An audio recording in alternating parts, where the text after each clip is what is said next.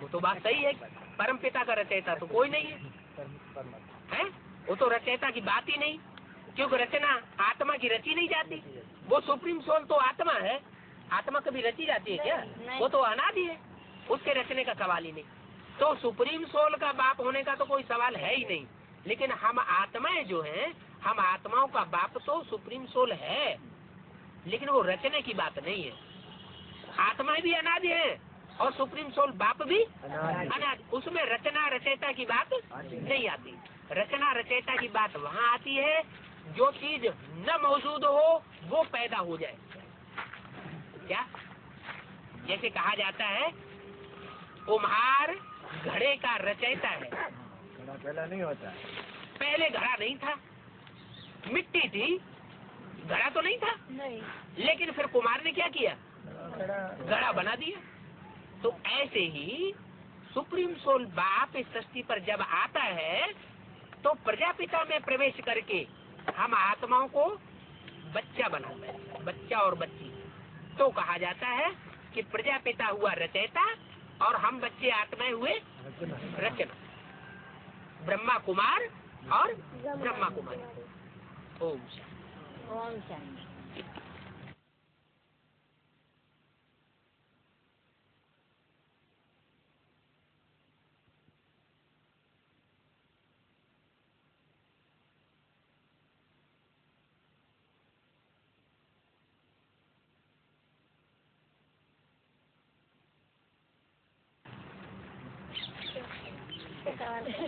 आत्मा की उत्पत्ति परमात्मा में से होती है? आत्मा की उत्पत्ति परमात्मा में से होती है?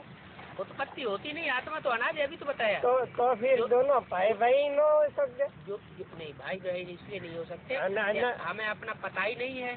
जब वो आके बताता है तब हमें अपनी पहचान होती है। वो भी ब्रह्मा के द्वारा बताता है, अम्मा के द्वारा। क्या? बाप की पहचान कौन देता है? माँ देती है। तो माँ के द्वारा वो आकर के हमको अपनी पहचान देता है, तभी तो पता चला कि हम आत्मा हैं। पहले तुम जानते थे हम ज्योति बिंदु आत्मा है? तो जब तुमने जाना तभी तो पैदा हुए। नहीं, आत्मा थी तो पहले ही। ये रोशनी तो आंखों में से पहले से ही निकल रही थी कि नहीं? तो आत्मा तो थी, आत्मा तो थी, लेकिन पहचान नहीं। तो पहचान देने के कारण वो हमारा सुप्रीम सोल बाप पहचान देता है। क्या? जब है। अनादि में, हाँ, तो पहला कौन सा युग आया होगा? फिर वही बात, दो चीजें तीन चीजें अनादि हैं, उनकी आदि अंत नहीं होती। एक तो आत्मा की आदि अंत नहीं है, वो हमेशा से यही है। कब पैदा हुई ये नहीं कहा जा सकता। ऐसे ही ड्रामा कब शुरू हुआ ये नहीं कहा जा सकता कब शुरू हुआ। और सतयुग त्रेता द्वापर कलयुग के बाद सतयुग त्रेता द्वापर कलयुग, सतयुग त्रेता द्वापर कलयुग, ये चक्कर घूमता है। ये अनादि चक्कर है। क्या?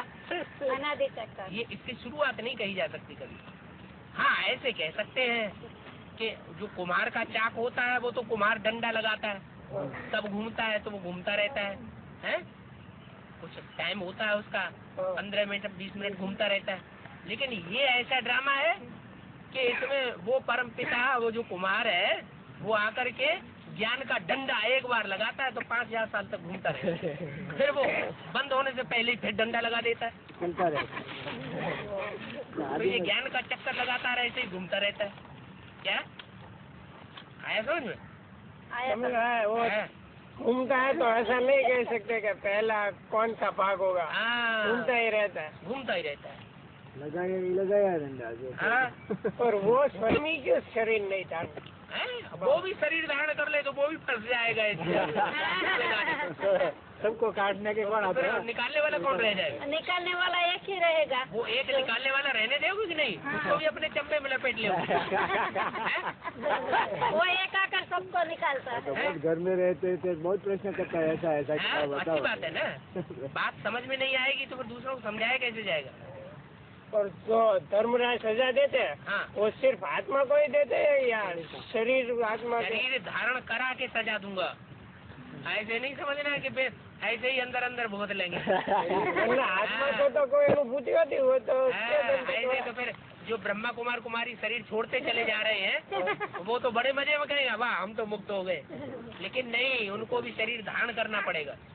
कोई शरीर में प्रवेश करके उनको भी सजाएं खानी पड़ेंगी। माना शरीर को जब सजा लगते तो आत्मा को उसकी अनुभूति हो। अनुभूति होगी। जो ब्रह्मा कुमार कुमारी शरीर छोड़ दी जाती है, शरीर छोड़ रही है ना, तो वो ये समझती हो कि चलो हम धर्मराज की सजाओं से छूट जाएंगे। ऐसे नहीं है, वो भी किसी शरीर में प्रवेश करके सजाएं खाएंगे। हाँ, शरीर धारण करा के सजा देता हूँ, ऐसे नहीं सजाएं देता हूँ जो अंदर अंदर संकल्पों से खत्म हो जाए। जी कयो तो चेतन तत्व ऐसा कराते हैं। फिर वही उत्पत्ति। पांच तत्व पांच तत्व कभी उत्पत्ति नहीं होती इनकी। नहीं उसको जैसे ये शरीर है, ये शरीर जला दिया जाएगा, राख बन जाएगी, फिर राख में मिल जाएगी, फिर राख के वही कण इकट्ठे होकर के फिर जब 5000 वर्ष के बाद का टाइम आएगा तो यही शरीर फिर पैदा होगा। ऐसा ही हो जाता है। ये साइकिल चलता है इनका। साइकोलॉजी इसमें तो आत्मा परमात्मा में हिला।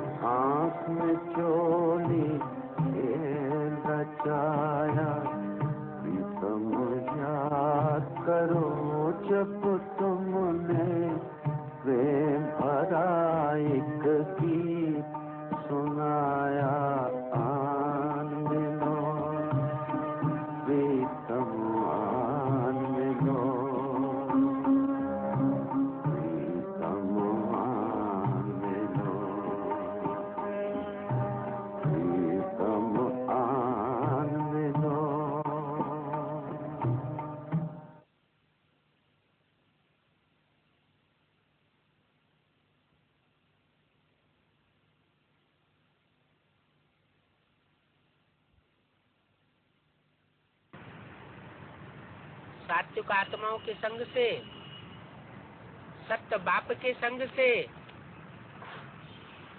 सत्य प्रकृति के संग से सतो प्रधान बनती है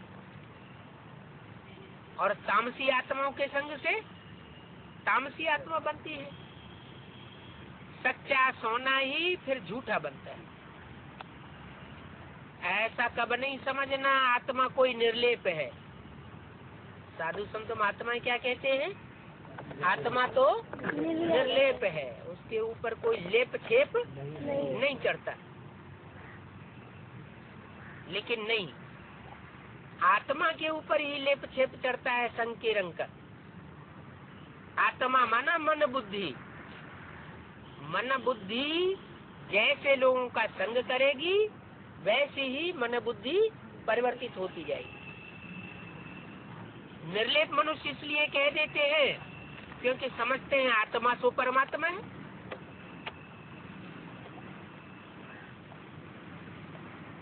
आत्मा ही यदि परमात्मा है फिर तो लेप छेप लगने की बात होती नहीं, क्योंकि परमात्मा तो अभोक्ता है, अकर्ता है। तो वो समझते हैं कि आत्मा कुछ नहीं करती, जो कुछ करता है ये प्रकृति के 5 तत्व जड़ तत्व करते हैं। अब जड़ तो क्या करेगा? और कुछ नहीं करते। आत्मा परमात्मा नहीं होती। अगर परमात्मा होती तो जरूर निर्लेप होती। तो मनुष्य बेचारे मुझे हुए हैं। लेकिन ये है किसकी मत? आत्मा सो परमात्मा, ये मनुष्यों की मत है। परमात्मा को ढूंढते रहे, कहीं भी नहीं मिला तो कह दिया हमारी आत्मा सो परमात्मा। ये रावण की मत है। क्या? रावण माना अनेक सिरों की मत है। अनेक सिर इकट्ठे होकर के ये आवाज लगा रहे हैं झूठी कि आत्मा सो परमात्मा। ईश्वर के अर्थ जो कुछ भी करते हैं, भक्ति आदि आदि सब ईश्वर से मिलने के अर्थ करते हैं। अब ईश्वर से मिले कैसे? इनके लिए यज्ञ, तप, दान, पुण्य आदि करते हैं, फिर भी ईश्वर तो मिलता नहीं है। क्या क्या करते हैं? यज्ञ प्रक्रियाएं करते हैं। उन यज्ञों में क्या करते हैं? घी डालते हैं, बोलते हाँ, स्वाहा करते हैं। स्वाहा करते हैं। यज्ञ में आहुति चढ़ाते हैं। उस आहुति में आवाज क्या लगाते हैं? स्वाहा स्वाहा। यानी अपने को मारना जो है उसमें बड़ी मुसीबत आती है। कहाँ की बात? मनुष्य में। संगम युग में इस समय जो आत्माएं जीते जी मरती हैं ज्ञान में चलते हुए, उन्हें अपने विकारों को, अपने देह अभिमान को स्वाहा करने में बड़ी तकलीफ होती है। हाय, सब कुछ स्वाहा करना पड़ेगा। तन का अहंकार होता है, धन का अहंकार होता है, बुद्धि का अहंकार होता है, सब स्वाहा। तो उसकी यादगार है वो यज्ञ।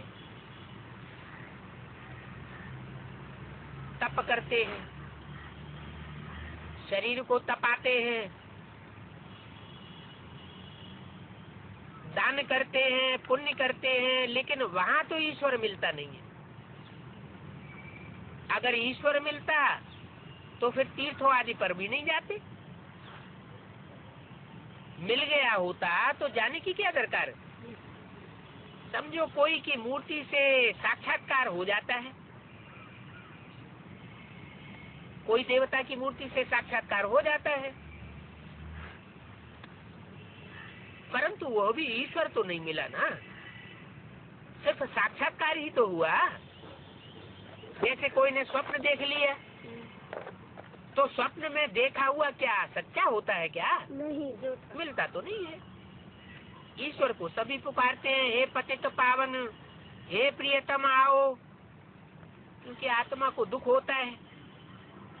शरीर को चोट लगती है तो आत्मा को दुख फील होता है। आत्मा शरीर से निकल जाती है, फिर शरीर को कुछ भी करो, आत्मा को कुछ भी नहीं होगा। शरीर के ऊपर कोई असर नहीं होता। आत्मा और शरीर कंबाइंड है तो शरीर क्षत विक्षत होता है तो आत्मा को दुख होता है। तो आत्मा को फील होता है। भ्रष्टाचारी श्रेष्ठाचारी आत्मा बनती है। श्रेष्ठाचारी ये 5 तत्वों का बना हुआ शरीर नहीं कहा जाता। आत्मा ही श्रेष्ठाचारी बनती है तो देवता कही जाती है, आत्मा ही भ्रष्टाचारी बनती है तो राक्षस कही जाती है। तुम बच्चे जानते हो सतयुग में कोई दुख नहीं होगा, क्योंकि वहाँ माया का राज्य नहीं होता है और यहाँ माया का राज्य। माया रूपी 5 विकारों का राज्य है। तुम पुरुषार्थ करते हो सतयुग में चलने के लिए, काहे के लिए पुरुषार्थ करते हो? सतयुग में जाने के लिए। इस दुनिया में धन संपत्ति मिल जाए उसके लिए पुरुषार्थ नहीं करते हो? नहीं। हैं? नहीं। बाबा से योग लगा लें, हमको 1 लाख 2 लाख की लॉटरी मिल जाए नहीं। तो नहीं मिलेगी। हैं? नहीं लगाए। हाँ, ये योग जो है, जो परमात्मा आकर के सिखाते हैं, ये परमार्थ का योग है। इस लोक के लिए नहीं है।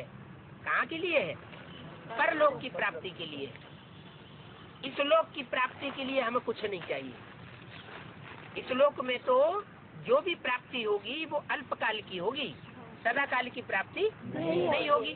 तुम पुरुषार्थ करते हो सतयुग में चलने के, वहाँ माया नहीं होती। ये माया का राज्य अब पूरा होने वाला है। हुआ कि हुआ? मनुष्य तो बेचारे कुछ भी नहीं जानते हैं, वो तो माया में लिप्त हुए पड़े। कहते हैं मन को शांति नहीं। किसको शांति नहीं? मन को शांति नहीं। अरे मन को शांति नहीं? मन को तो एकाग्र करो तो शांति होगी। मन को इधर उधर सारी दुनिया में भटकाते रहोगे तो शांति कहाँ से होगी? ये नहीं कहते कि आत्मा को शांति नहीं, कहते मन को शांति नहीं। बेचारे जानते नहीं है। क्या नहीं जानते? कि मन बुद्धि को ही तो आत्मा कहा जाता है। आत्मा कोई दूसरी चीज नहीं है। मन के लिए कह देते हैं। अब आत्मा में मन बुद्धि है, आत्मा कहती है हमको शांति चाहिए। ऐसे नहीं कि मन की शांति चाहते हैं, आत्मा शांति चाहती है। हम आत्मा परम धाम से आती है इस शरीर में।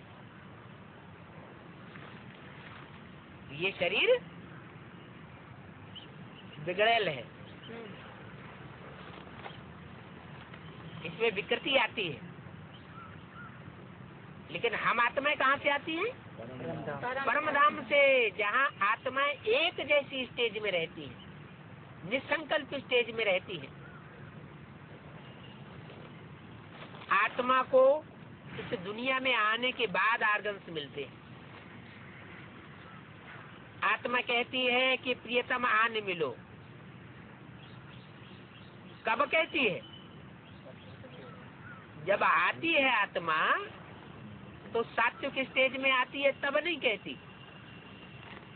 जब अनेक जन्म लेते लेते संग के रंग में आते आते तामसी बन जाती है, बहुत दुखी होती है, तब कहती है कि हे प्रियतम आन मिलो। हमारा जियरा दुखी है। अब जीव और आत्मा में रात दिन का फर्क है। आत्मिक स्टेज में स्थित हो जाए तो शांति ही शांति।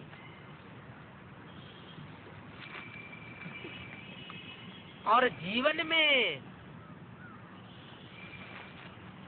जो ये जीवित शरीर है आत्मा होने की वजह से, इस जीवन में जब हम अपने को देखते हैं, माने देहवान में जब हम अपने को देखते हैं, तो अशांति होती। आत्मा समझने से शांति और देह समझने से अशांति। जीव किसे कहा जाता है, आत्मा किसे कहा जाता है? देह में जब आत्मा प्रवेश करती है तो जीव आत्मा है, जीवित आत्मा। कैसी आत्मा? जीवित आत्मा। और जिस देह को जब आत्मा छोड़ देती है तो आत्मा अलग और ये शरीर मुर्दा अलग होता है। आत्मा शांत देश में रहती है तो शांत है, वहाँ 5 तत्वों का कोई भी असर नहीं होता, क्योंकि वहाँ 5 तत्व है ही नहीं।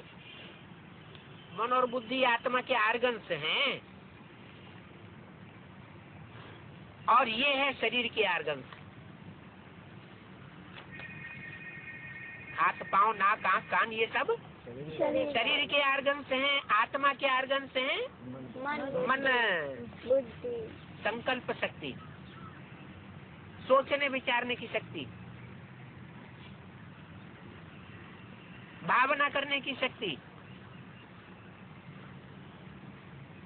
और बुद्धि, फैसला करने की शक्ति। निर्णयात्मक जो शक्ति है वो आत्मा के आर्गन्स में से एक आर्गन है। इन बातों को और कोई नहीं जानते। वो साधु संत महात्माएं आत्मा का इस प्रकार का परिचय नहीं देते। वास्तव में आत्मा का नाम लेना चाहिए। आत्मा शांति को कहा आत्मा शांति चाहती है, चाहने की बात नहीं है। वास्तव में आत्मा तो है ही शांत स्वरूप। अब आत्मा इन आर्गन्स द्वारा विकारों पर जीत पहन रही है। ऐसे नहीं कि मन पर जीत पहन रहे हैं। किसके ऊपर जीत पहन रहे हैं? जो 5 विकार हैं, काम क्रोध लोभ मोह अहंकार, जिन्होंने आत्मा को दबा रखा है, उनके ऊपर आत्मा राजयोग बल से जीत पहन रही है। माया पर जीत पाते हैं परम पिता परमात्मा की श्रीमत से। इन गुरुओं की मत पर चलते चलते तो आत्मा पतित बन गई। अब हम परम पिता परमात्मा की श्रीमत पर चलने से पावन बन रहे हैं। तो मन को शांति चाहिए। ये कहना रंग हो जाता है कि मन को शांति चाहिए। क्यों? कि मन रूप आत्मा जो है वो तो शांत स्वरूप है ही, चाहिए नहीं।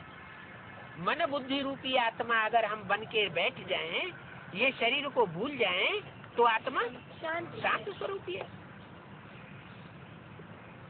तो ये कहना रंग हो जाता है। ऐसे नहीं कहते मन को सुख दो, आत्मा शांति मांगते, क्योंकि उनको अपना शांति धाम याद आता है। अभी तुम बच्चे आत्मा और परमात्मा का भेद जान गए। क्या भेद जान गए हो? क्या भेद जान गए हो? आत्मा में और परमात्मा में क्या भेद है? क्या भेद है? आत्मा जन्म मरण के चक्कर में आते हैं, परमात्मा नहीं आते। परमात्मा, परमात्मा कहा माने आत्माओं में जो परम शक्ति वाला है। आत्माओं के बीच में जो परम शक्ति वाला है। परम शक्ति वाला कौन है?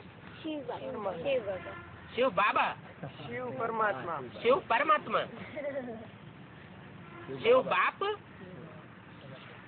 या शिव परमात्मा, शिव पिता या शिव बाबा? शिव बाबा, हैं? शिव बाबा, शिव बाबा। अच्छा, बाबा किसको कहा जाता है? निराकार और साकार और निराकार के मेल को बाबा कहा जाता है। तो निराकार तो शिव ज्योति बिंदु, हाँ, और साकार बाबा, बाबा। साकार जिसमें प्रवेश करता है प्रजापिता, सारी मनुष्य सृष्टि का पिता। तो वो निराकार सारी मनुष्य सृष्टि के पिता में जब प्रवेश करता है तो कहा जाता है परम पिता परम आत्मा। परम पिता परम आत्मा। परम पिता हाँ, वो सब आत्माओं का पिता है। क्या? सब आत्माओं का पिता। उसके पार्ट के लिए ये नहीं कह सकते कि वो परम पार्ट बजाने वाला है। क्या? वो जितनी भी आत्माएं हैं 500-700 करोड़ मनुष्य आत्माएं, उन सब आत्माओं के बीच में परम पार्ट बजाने वाला नहीं है। क्यों? नहीं कुछ कर सकते। वो तो 5000 वर्ष इस सृष्टि पर आता ही नहीं पार्ट बजाने के लिए। नहीं, उसकी तुलना किसी के साथ नहीं की जा सकती। जिसकी तुलना ही किसी के साथ नहीं की जा सकती, उसको फिर परमात्मा कैसे कह दिया? उसका ये कैसे बता दिया कि वो परम पार्टधारी है?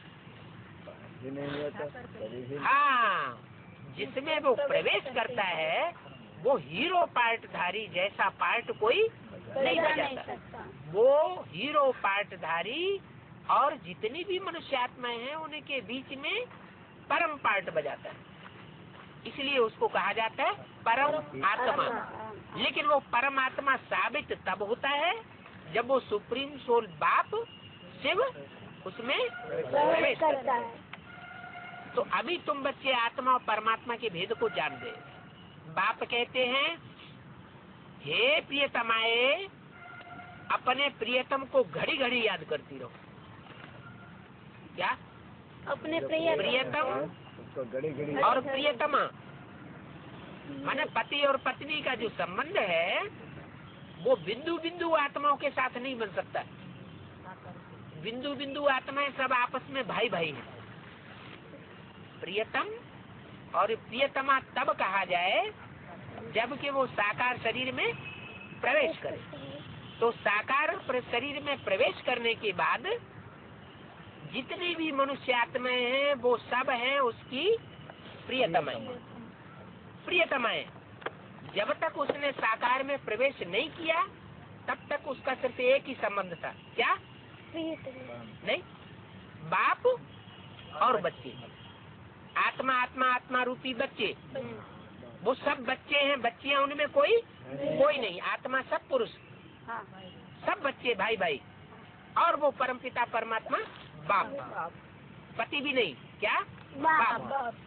वो जब साकार तन में आता है तब प्रियतम प्रियतमाओं का संबंध कहा जाता है। तो कहते हैं, हे प्रियतमाएं, अपने प्रियतम को घड़ी घड़ी याद करती रहो। प्रियतम भी जानते हैं कि इन पर माया का बहुत वायल हो रहा है।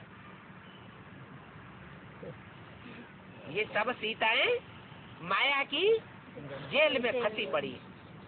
घड़ी घड़ी माया भुलाए देती है और इनको देहवान में लाए देती है।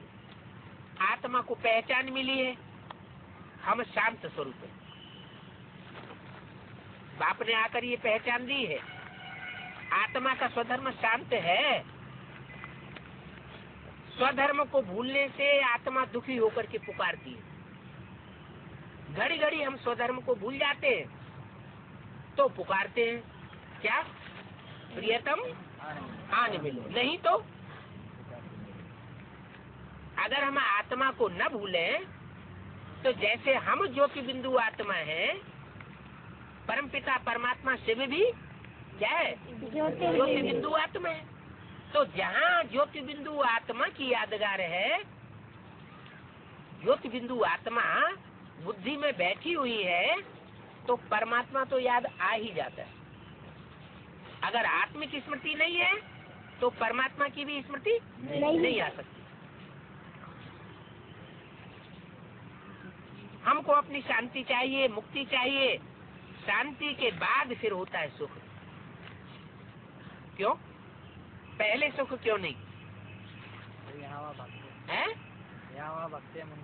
हाँ, पहले आत्मा शांति क्यों चाहती है, सुख क्यों नहीं चाहती?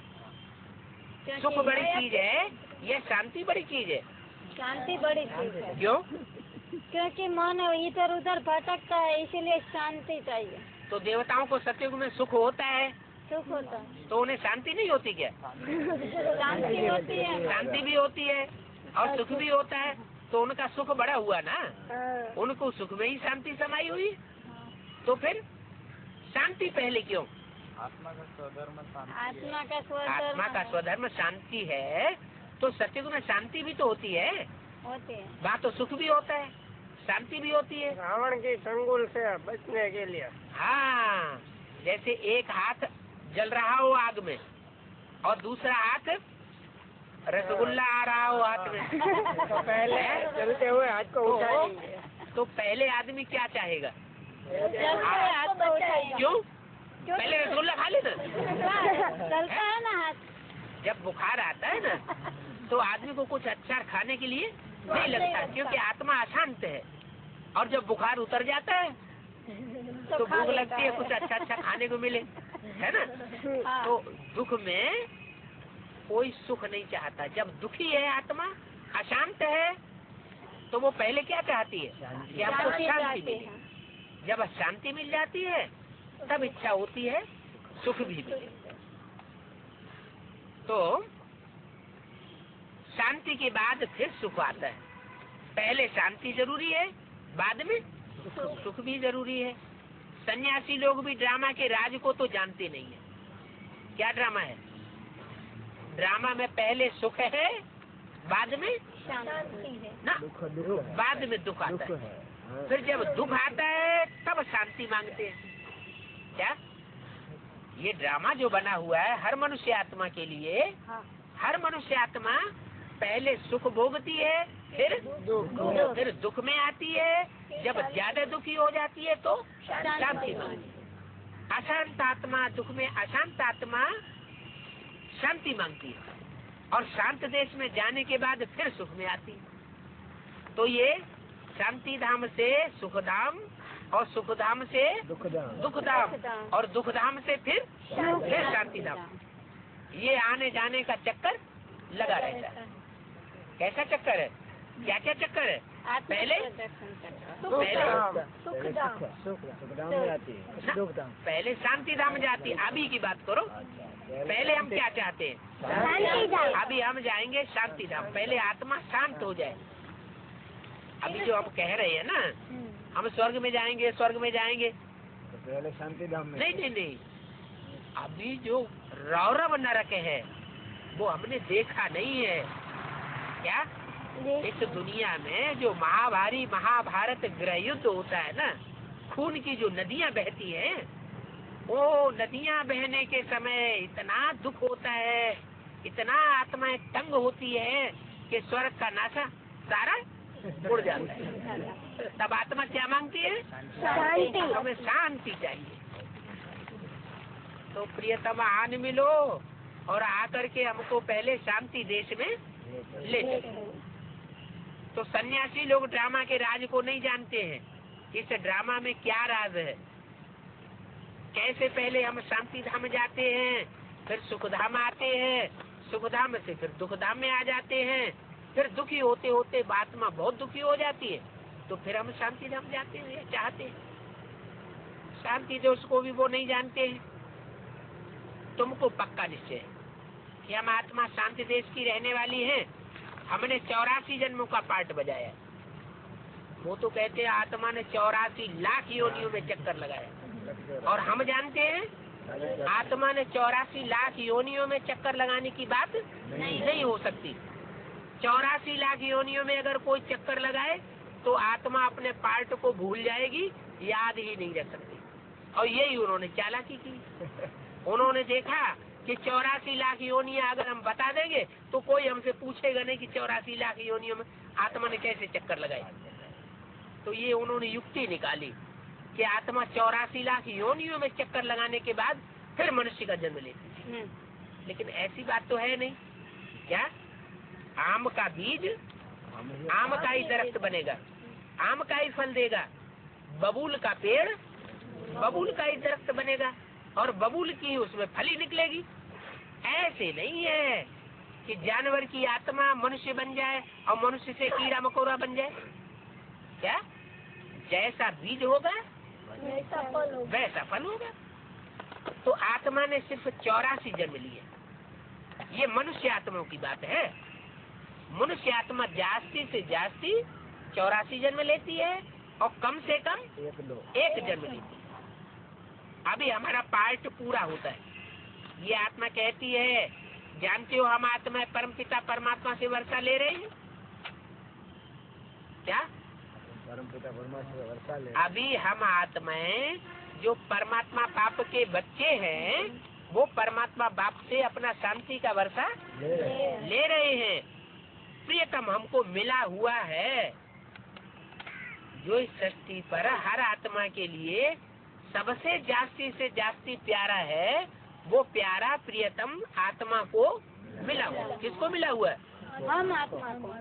देहधारियों को मिला हुआ है, नहीं नहीं, देहभानियों को मिला हुआ है कि आत्माभिमानियों को मिला हुआ है? और आत्माभिमानी वो ही बन सकते हैं जिनको आत्मा का परिचय मिला हुआ हो।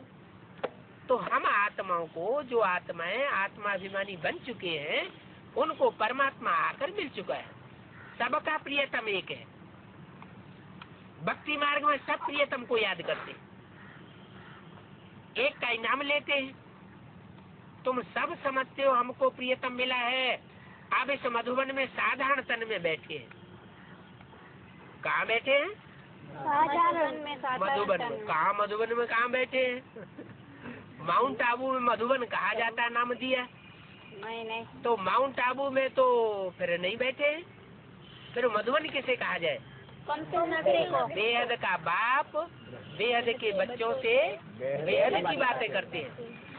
कंपिल को मधुबन कहा जाए, फरुखाबाद को मधुबन कहा जाए, दिल्ली को कहा जाए, चंडीगढ़ को कहा जाए, ऐसे नहीं।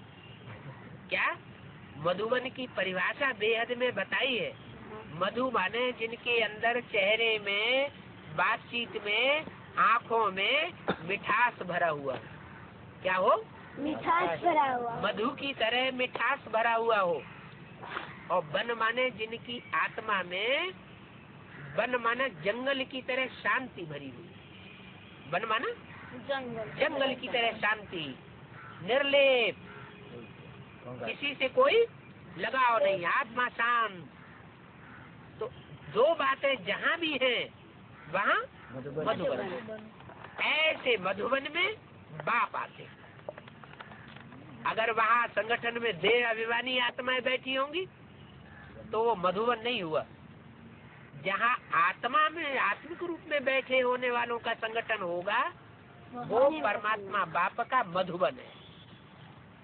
मीठी मीठी स्टेज में रहने वाली जो आत्माएं हैं, जो कभी कड़वाहट नहीं फैलाती, क्या कभी ऐसे वाइब्रेशन नहीं फैलाती जिससे एक दूसरे को कड़वाहट पैदा हो जाए, तो ऐसा संगठन क्या है? मधुबन। मधुबन में बाप आते हैं, साधारण तन में बैठे हैं। उनका नाम है ब्रह्मा। ब्रह्मा नाम है ना? ब्रह्मा नाम थोड़े ही है। ब्रह्मा के 4-5 मुख दिखाए जाते हैं। कितने मुख दिखाए जाते हैं? 4-5। 5 मुख दिखाए जाते हैं। 5 मुख कैसे? वो तो भक्ति मार्ग में बनाए हैं, तो यादगार तो जरूरी यहाँ की होनी चाहिए। 5 मुख कैसे? यज्ञ के आदि में जो मम्मा बाबा को भी डायरेक्शन देते थे, ड्रिल कराते थे, टीचर बन करके बैठते थे, वो यज्ञ के आदि के माता पिता, क्या आदि के माता पिता, जिनमें परमात्मा शिव ने प्रवेश करके ब्रह्मा बाबा के साक्षात्कारों को क्लियर किया, तो वो भी दोनों ब्रह्मा के मुख हैं। गीता माता राम बाप। हाँ, दोनों ब्रह्मा के मुख हुए।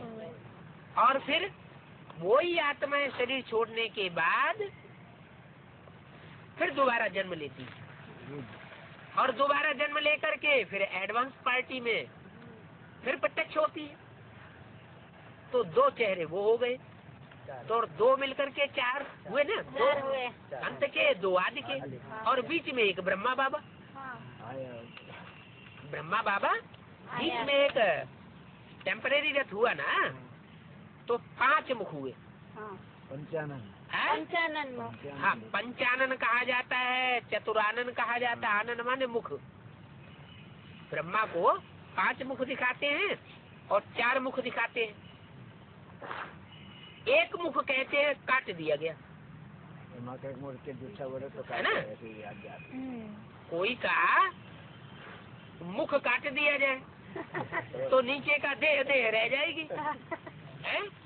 और मुख माने आत्मा अलग हो गई। तो जिसकी आत्मा अलग हो गई शरीर से, देहवान से, वो हुआ शंकर। शंकर को देह अभिमानी कहेंगे या आत्मा अभिमानी कहेंगे? तो आत्मा अभिमानी हो गया, तो वो ब्रह्मा का एक मुख कट गया, उसको ब्रह्मा नहीं कहेंगे। क्या? शंकर को प्रजापिता ब्रह्मा भी नहीं कहेंगे। क्या नहीं कहेंगे? उसका नाम प्रजापिता ब्रह्मा नहीं, वो तो शंकर हो गया। शंकर और शिव को मिला के एक कर दिया। क्यों कर दिया? शिव और ब्रह्मा को मिला के एक क्यों नहीं कर दिया? शिव और विष्णु को मिला के एक क्यों नहीं कर दिया? शंकर का थर्ड काट दिया गया। हाँ, वो आत्माभिमानी बन गया। तो जो आत्माभिमानी बन गया, वो आत्मा सो परमात्मा। ऊपर क्या बताया? ऊपर बताया ना, आत्मा तो परमात्मा। वो सन्यासी कहते हैं आत्मा सो परमात्मा। तो उन्होंने किसकी शरीकत कर ली? किसको फॉलो कर लिया? शंकर को फॉलो कर लिया। वो कहते हैं कि हम भी आत्मा सो परमात्मा, लेकिन वास्तव में आत्मा सो परमात्मा बनने वाला तो एक ही है। एक मुकर्रर रथ है जिसमें वो सुप्रीम सोल प्रवेश करता है, और उसके प्रवेश करने के कारण वो आत्मिक स्थिति में स्थित हो जाता है। तो बताया, इस मधुबन में साधारण तन में बाप बैठे हैं जिसका नाम ब्रह्मा है, क्योंकि तुम ब्रह्मा कुमारियां हो। क्या? ब्रह्मा के कुमार और कुमारियां कब बनते हैं? तब बनते हैं जबकि वो प्रजापिता ब्रह्मा भी मौजूद हो और ब्रह्मा भी मौजूद हो, माने माता और पिता दोनों मौजूद हो, तो ब्रह्मा कुमार कुमारियां कही जाए। जिनको अपने बाप का ही पता नहीं, तो कैसे ब्रह्मा कुमार? तो फिर वो ब्रह्मा कुमार कैसे कहे जा सकते? वो ब्राह्मण कुमार नहीं है। क्या है? शीघ्र कुमार। हाँ, जब बाप को ही नहीं जानते, तो जो बच्चा ये कहे कि हमें अपने बाप का नाम नहीं मालूम, या कोई बच्ची ये कहे हमें अपने बाप का नाम नहीं मालूम, तो अच्छा माना जाता है क्या? नहीं। क्या माना जाता है? क्यों खराब माना जाता है? क्योंकि बाप बिना बच्चा कैसे होता है? बच्चा कैसे होता है? अरे कैसे भी हो गया होगा। इतने ब्रह्मा कुमार कुमारियां हो गए, उनसे पूछो। तुम अपने को ब्रह्मा कुमार कुमारियां कहते हो, ब्राह्मण ब्राह्मणियां कहते हो, तुम्हारा बाप कहाँ है? मुरली में भी पूछा एक जगह। क्या पूछा? बाप कहाँ गया? हाँ, मुरली में भी एक पूछा है एक जगह, उन ब्राह्मणों से पूछो, तुम ब्राह्मण है, तुम ब्राह्मण अपने को कहते हो, तो तुम्हारा ब्रह्मा बाप कहाँ है? तो सूक्ष्म वतन में तुम कहाँ से यहाँ टपक पड़े? बिना बाप के बच्चे कैसे पैदा हो गए? सूक्ष्म वतन ऊपर है। हाँ, तो फिर समझाना पड़े कि वास्तव में अब प्रजापिता ब्रह्मा और ब्रह्मा कुमारी, हाँ, जिनसे माँ बाप से पैदाइश हो रही है, वो असली ब्राह्मण ब्राह्मणियां अभी तैयार हो रहे हैं, बेहद के मधुबन में तैयार हुए पड़े हैं। तुम ब्रह्मा कुमार कुमारियां हो, वास्तव में तुम अपने को ब्रह्मा कुमार कुमारियां न कहो, क्या कहो? प्रजापिता ब्रह्मा। तुम अपने नाम के साथ सिर्फ ब्रह्मा कुमार कुमारियां कहोगे, हम अम्मा के बच्चे हैं, अम्मा के बच्चे हैं, तो कोई को संशय पैदा हो जाएगा, है? कहीं रंडी पुत्र तो नहीं है। इसलिए अपने बाप का नाम नहीं बता रहा है, इसलिए क्या करो, तुम प्रजापिता शब्द आगे लगाओ। हम प्रजापिता ब्रह्मा कुमार और ब्रह्मा कुमारियां हैं। सबको ये समझाओ। क्या समझाओ? हम प्रजापिता ब्रह्मा कुमार कुमारियां है। हाँ, सबको ये समझाओ, बीके के आगे प्रजापिता अक्षर न आने से बड़े मुझ हो गई है। क्या? पब्लिक के लोग मुझ गए हैं कि ये कैसी सृष्टि पैदाइश हो रही है रंडी पुत्रों की। ये अपनी अम्मा का नाम बताते हैं और बाप का नाम बताते नहीं, बड़े मुझ गए हैं। 7/7/65 की वाणी का दूसरा पेज। प्रजापिता अक्षर न आने से बड़ी मुझ हो जाती है, प्रजापिता अक्षर ना पढ़ने से मनुष्य समझ नहीं सकेंगे। क्या नहीं समझ सकेंगे कि ये औरत बाप की संतान है या नहीं है, या कोई नाजायज बाप से पैदाइश हुई है इनकी? कल कोई धनी डोरी है कि नहीं? हाँ, इनका कोई धनी धोरी है या नहीं है? प्रजापिता को तो सभी जानते हैं। ये जो चाहे मुसलमान हो, चाहे ईसाई हो, कोई भी धर्म के हो, सृष्टि के आदि पुरुष को तो सभी मानते हैं। हिंदुओं में उनको आदि देव कह दिया है। तुम आदि देव है, पुरुष है, पुराण। शंकर जी की स्तुति में बोला है ना, वो जगत का पिता है। जगत माता पिता शंभु भगवान है। और मुसलमानों में उसको आदम का है, क्रिश्चियंस में उसको एडम का है। सृष्टि के पहले पुरुष को आदम को तो पहले पुरुष को एडम का है। ब्रह्मा को भी सूक्ष्म पतनवासी समझ लेते हैं। क्यों क्यों समझ लेते हैं? क्या गलत समझ लेते हैं? अरे प्रजापिता तो प्रजा के साथ ही रहता है। ब्रह्मा भले सूक्ष्म पतनवासी हो जाए, ब्रह्मा भले शरीर छोड़ जाए, लेकिन प्रजापिता तो इस धरती पर अंत तक रहेगा। तुम प्रजापिता ब्रह्मा कहेंगे तो समझेंगे प्रजापिता ब्रह्मा कुमार कुमारियां ये बरोबर है। क्या जनरल पब्लिक के लोग भी इस बात को समझेंगे कि ये अपन को प्रजापिता, तो ये जरूर बरोबर है, अम्मा बाप की संतान है। और नहीं, अगर तुम ये कहेंगे कि हम तो ब्रह्मा कुमार हैं, ब्रह्मा कुमारी है, तो लोगों को संशय पड़ेगा। क्या संशय पड़ेगा? बिना बाप के बच्चे। हाँ, बिना बाप के बच्चे तो होते नहीं। कोई न कोई बाप तो जरूर रहा होगा, लेकिन कोई नाजायज बाप रहा होगा। इसलिए पूछा जाता है प्रजापिता से आपका क्या संबंध है? ये बात क्यों पूछी जानी जरूरी है? कोई भी कहे कि हम ब्रह्मा कुमार हैं, तो उनसे कहो कि परमपिता परमात्मा से आपका क्या संबंध है और प्रजापिता से आपका क्या संबंध? संबंध है तो संबंध शरीर के साथ होता है या सूक्ष्म शरीर में होता है या आत्मा का संबंध होता है? संबंध माने समान बंधन है। एक शरीरधारी हो और दूसरा सिर्फ आत्मा हो या सूक्ष्म शरीरधारी हो, तो संबंध कहा जाएगा? नहीं। तो संबंध पूछना चाहिए। पूछा जाता है प्रजापिता से आपका क्या संबंध है? पूछो तो कहेंगे कि प्रजापिता तो हमारा बाप है।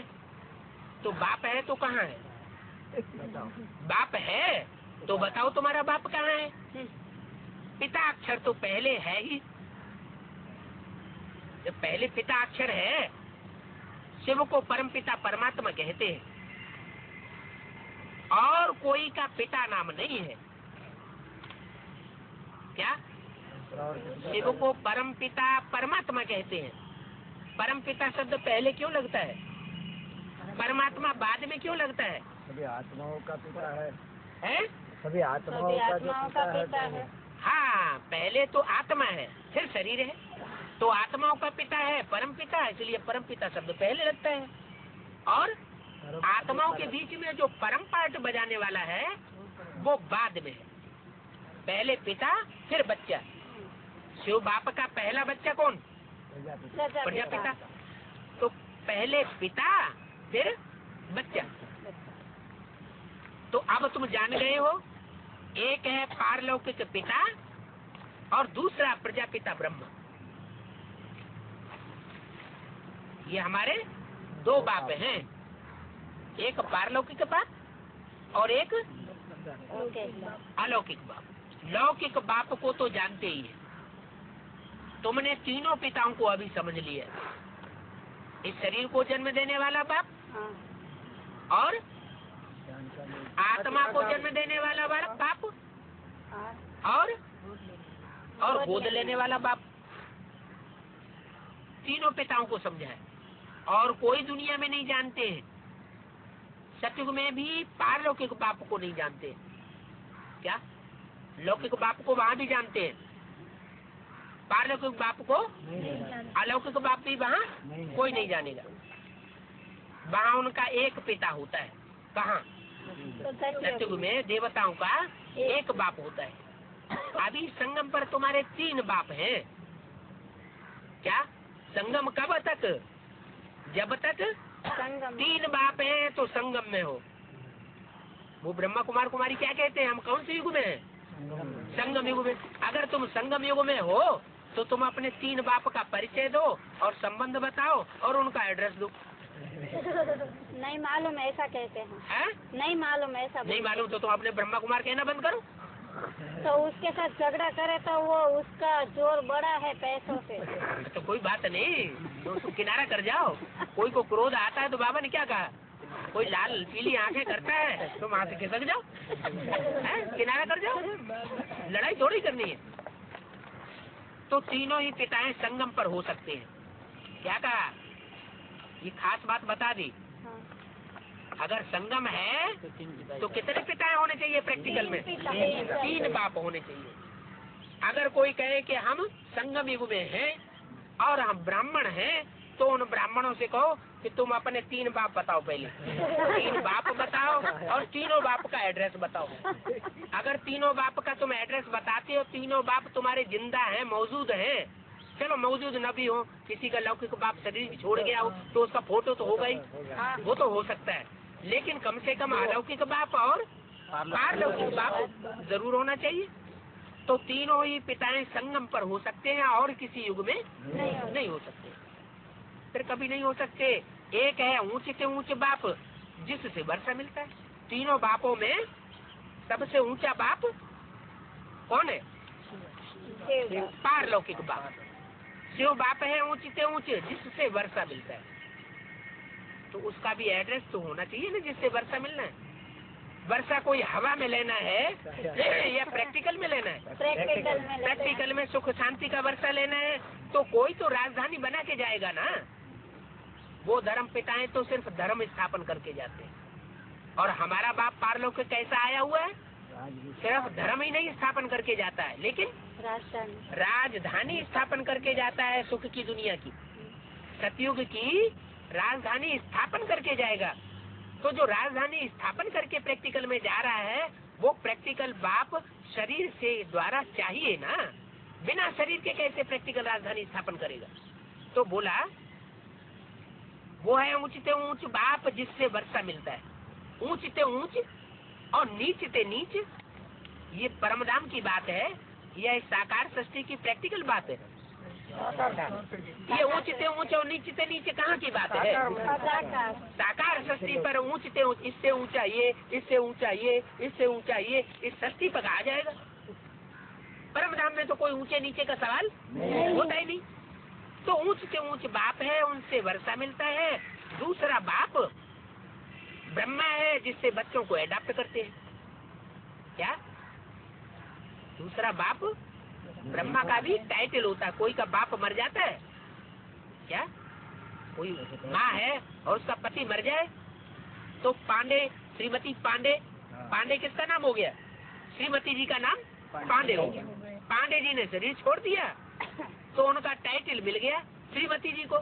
श्रीमती जी पांडे के बच्चे हैं।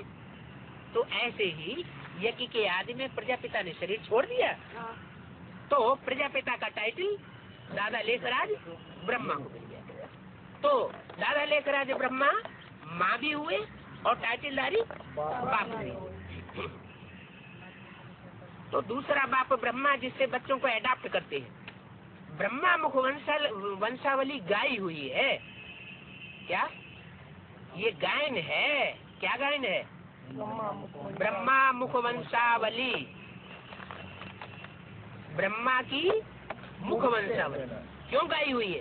ब्रह्मा के मुख से पैदा होता। प्रजापिता ब्रह्मा मुख वंशावली गाई हुई है क्योंकि ब्रह्मा के मुख से परमात्मा शिव ने ज्ञान सुनाया।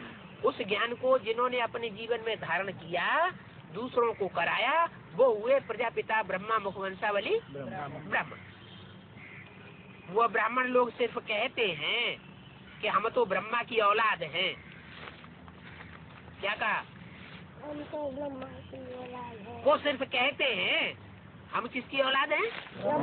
ब्रह्मा की औलाद हैं। परंतु ऐसे नहीं समझते कि हम ब्रह्मा के मुखवंशावली हैं। क्यों नहीं समझते? बेहद में दृष्टि जाती है। क्या बेहद में दृष्टि नहीं जाती?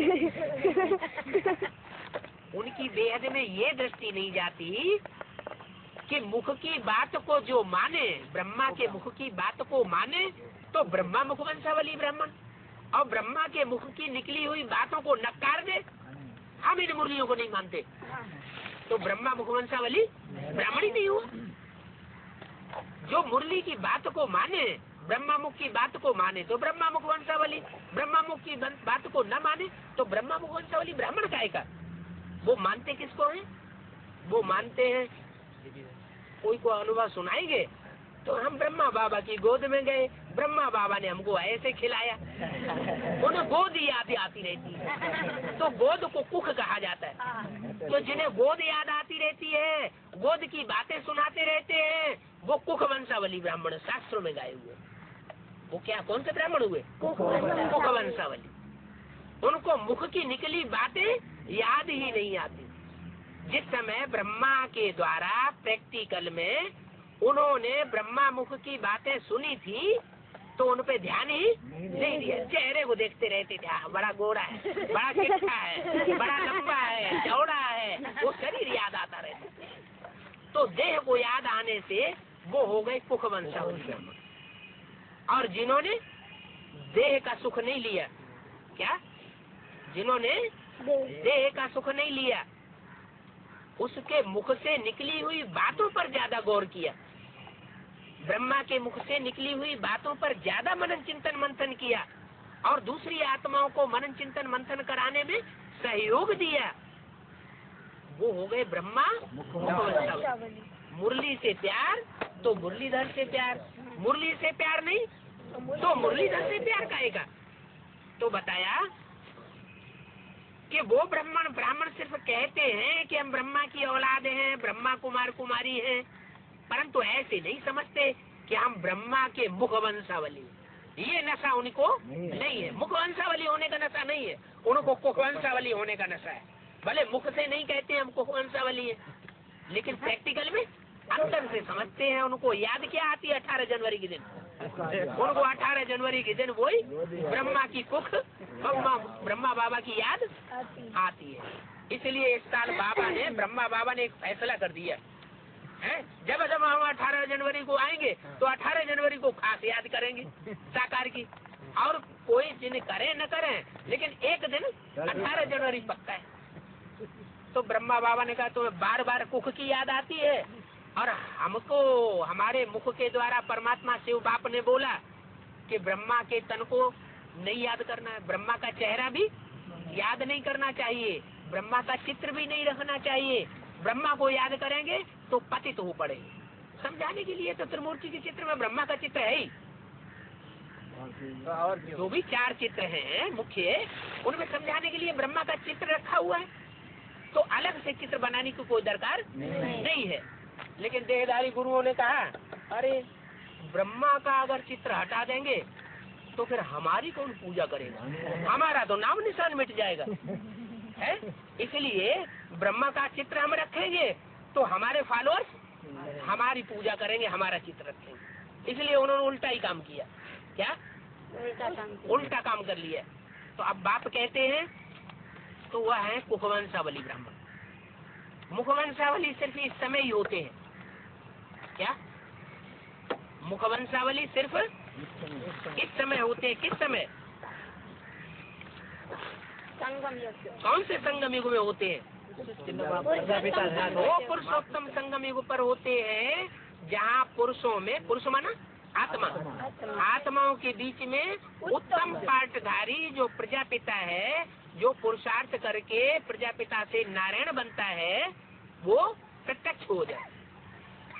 जब तक वो प्रत्यक्ष नहीं हुआ है तब तक पुरुषोत्तम संगम युग नहीं कहा जा सकता। तो मुखवंशावली सिर्फ इस समय ही होते हैं। किस समय? जब 3 पिताएं प्रैक्टिकल में मौजूद हो, लौकिक बाप, अलौकिक बाप और पारलौकिक बाप। शिव के लिए मुखवंशावली नहीं कहेंगे। क्या? ब्रह्मा के लिए तो कहेंगे मुखवंशावली, प्रजापिता ब्रह्मा के लिए मुखवंशावली कहेंगे। क्यों? प्रैक्टिकल वाला उत्पन्न हुआ। नहीं, ब्राह्मण बने बगैर प्रजापिता था क्या? हाँ, मुरली में बोला प्रजापिता भी जब तक ब्राह्मण ब्रह्मा की औलाद न बने तब तक प्रजापिता नहीं हो सकता। माने यज्ञ के आदि में कोई माता थी, माता माने असली ब्रह्मा, बड़ी माँ थी, जिसके मुख में परमात्मा शिव ने प्रवेश करके पहले प्रजापिता को सुनाया, तो उसने कानों से सुना, साक्षात्कार की बातों को कानों से सुना, तो वो ब्राह्मण हो गया, ब्रह्मा की औलाद हो गया ब्राह्मण। सुनने सुनाने का काम तो हो गया, लेकिन समझने समझाने का काम, वो जो ज्ञान का फाउंडेशन डालने का काम है वो फिर पिता ने किया। प्रजापिता के थ्रू वो काम संपन्न होता है। माता ये काम भी नहीं, ज्ञान का बीज बोने का काम माता तो नहीं करती। तो सुनने सुनाने का काम, भक्ति मार्ग का फाउंडेशन माता के द्वारा पड़ा, और ज्ञान समझने समझाने का फाउंडेशन पिता के द्वारा पड़ा। तो बोला शिव के लिए मुखवंशावली नहीं कहेंगे, मुखवंशावली किसके लिए कहेंगे? प्रजापिता और ब्रह्मा के लिए कहेंगे। इनको सब गॉड फादर मानते हैं, इनको शिव बाप को सब गॉड फादर मानते हैं। तो 3 पिताएं हैं संगम पर, संगम पर 3 पिताएं हैं। ये एक्यूरेट प्रैक्टिकल में है, अंडरलाइन करो इस बात को। ये 3 पिताएं एक्यूरेट है और प्रैक्टिकल में है। क्यों भैया? जिसका लौकिक बाप मर गया हो तो प्रैक्टिकल में कैसे कहेंगे?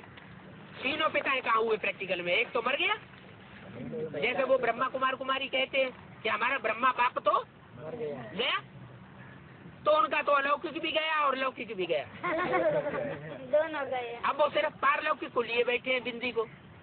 बाप कहते हैं नहीं, संगम युग कहा ही तब तक जाएगा जब तक 3 बाप तुम्हारे मौजूद हो। कौन कौन से प्रैक्टिकल में होने चाहिए? लौकिक बाप, अलौकिक बाप और पारलौकिक। अच्छा, इस देह को जन्म देने वाला किसी का बाप शरीर छोड़ गया, माता ही तुम्हारा बाप जिंदा है, है? तो तुम्हारा लौकिक बाप तो है नहीं, तुम तो संगम युग में नहीं है, हो कि नहीं? कैसे हो? तुम्हारे 3 बाप कहाँ हैं? फोटो है ना, वो ब्रह्मा कुमारी अभी कहेंगे हमारे ब्रह्मा बाप का फोटो है। बाबा तो कहे प्रैक्टिकल में होने चाहिए, 3 बाप प्रैक्टिकल में होने चाहिए। हाँ, तो समझो इस बात को। बाबा ने कहा तुम ऐसे समझो कि जो शरीर को जन्म देने वाला बाप था वो तो था, है?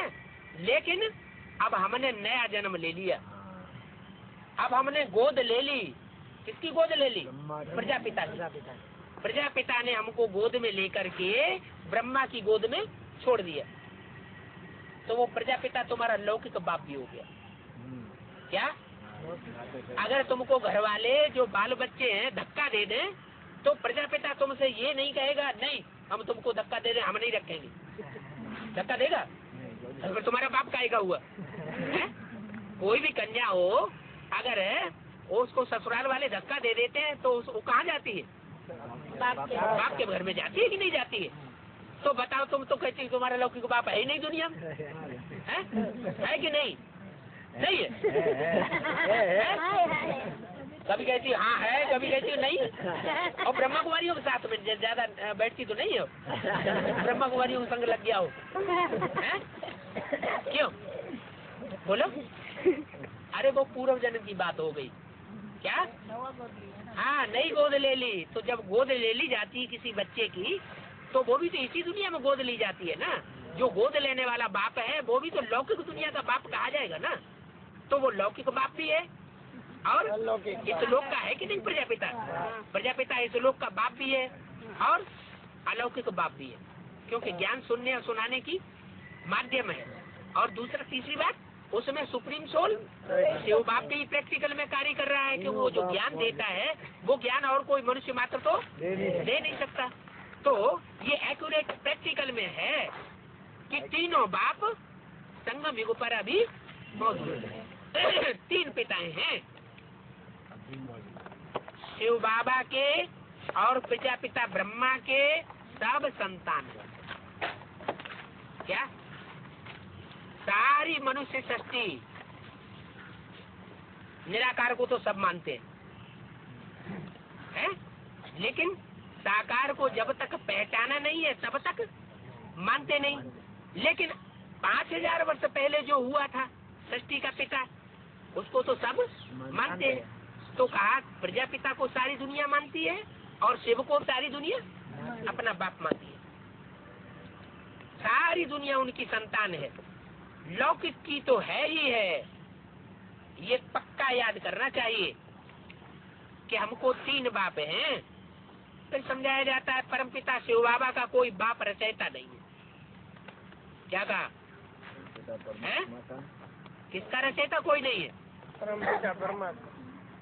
परम पिता का रचयिता नहीं है या परम पिता परमात्मा बाप का रचयिता